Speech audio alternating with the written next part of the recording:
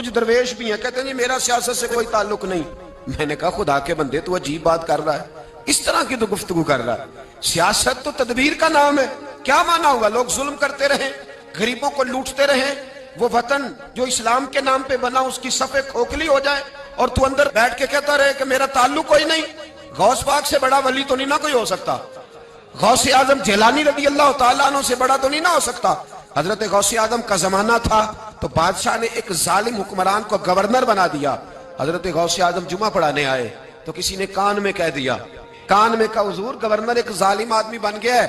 गौस पाक को चाहिए था ना कान में कहते सियासी मामला है, मैं दुआ करूंगा, तस्बीह फेरूंगा, अल्लाह खैर करेगा, मैं नहीं बोल सकता। कान में कहा हुजूर एक जालिम गवर्नर बन गया है। हुजूर गौसे आजम मिंबर पे चढ़े, खुतबा दिया और फरमाने लगे मैं खलीफा को हुक्म देता हूं कि मेरे जुमा पढ़ाने से पहले पहले गवर्नर बदल दे, वरना जुमे के बाद मैं खुद बदल दूंगा।